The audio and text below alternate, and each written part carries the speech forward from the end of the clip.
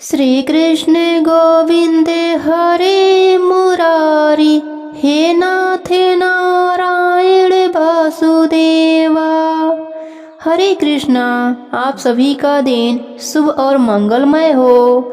आज मैं आपको मार्गशीर्ष शुक्ल पक्ष की मोक्षदा एकादशी व्रत में सुनी जाने वाली गणेश भगवान की कहानी सुनाने जा रही हूँ। प्रेम से बोलिए गणेश भगवान की जय हो, विष्णु भगवान की जय हो। एक समय की बात है, एक गांव में एक बुढ़िया माई अपने परिवार के साथ रहती थी। बुढ़िया माई विष्णु भगवान की परम भक्त थी। वह हमेशा दोनों पक्षों की एकादशियों का व्रत करती और कथा सुनती थी। उन्होंने कभी भी व्रत में गणेश भगवान की कथा न कही न सुनी। इस कारण से उनका व्रत अधूरा रह गया। पर बुढ़िया माई को इस बात का पता नहीं था। उनको लगता था कि वह तो पूरा व्रत कर रही हैं और उनके व्रत के पुण्य से उनको वैकुंठ लोक की प्राप्ति जरूर होगी।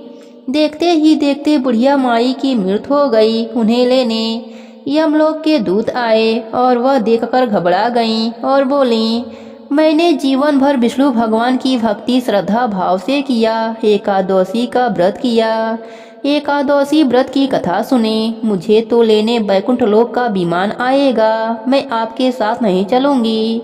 इतना कहकर बुढ़िया माई रोने लगी और विष्णु भगवान को पुकारने लगी। विष्णु भगवान गरुड़ पर सवार होकर बुढ़िया माई के पास आए और बोले, बुढ़िया माई, तूने तो पूरी श्रद्धा से व्रत किया, पर तुमने व्रत में कभी भी गणेश भगवान की कथा न कही न सुनी।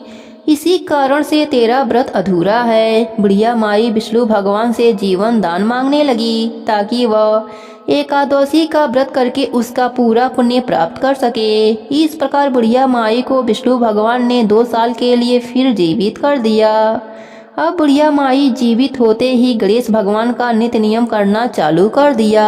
एकादशी का व्रत करती तो एकादशी व्रत की कथा सुनती और अंत में गणेश भगवान की कथा सुनने लगी। इस प्रकार 2 साल में 4 एकादश बुढ़िया माई ने पूरा कर लिया। गणेश भगवान की कृपा से एकादशी व्रत का पूरा पुण्य बुढ़िया माई को प्राप्त हुआ। बुढ़िया माई की तपस्या से गणेश भगवान प्रसन्न हुए और बुढ़िया माई के सामने प्रकट होकर बोले, बुढ़िया माई, तुमने मेरे नित्य नियम के साथ ही व्रत में श्रद्धा पूर्वक कथा सुनी है, इसलिए मैं तुम पर अत्यंत प्रसन्न हूँ।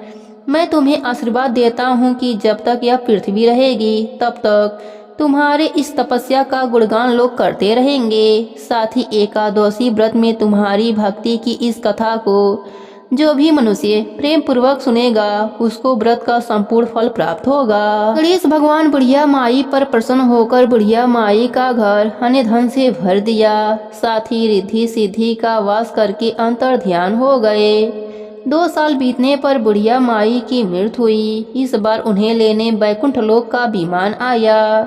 बुढ़िया माई को पूरे मान सम्मान के साथ वैकुंठ लोक ले जाया गया। इस प्रकार गणेश भगवान की कृपा से बुढ़िया माई का घर अन्य धन से भर गया और मरने के बाद वैकुंठ लोक का सुख मिला। हे गणेश जी महाराज, जैसे आपने बुढ़िया माई पर प्रसन्न हुए, बुढ़िया माई के व्रत को पूर्ण किया, उसके घर को अन्य धन से भर दिया, वैसे ही एकादशी व्रत करने वालों को भी पूरा फल देकर उनका घर अन्य धन से भर देना। कहानी अधूरी हो तो पूरी करना, पूरी हो तो मान रखना। प्रेम से बोलिए गणेश भगवान की जय हो, विष्णु भगवान की जय हो।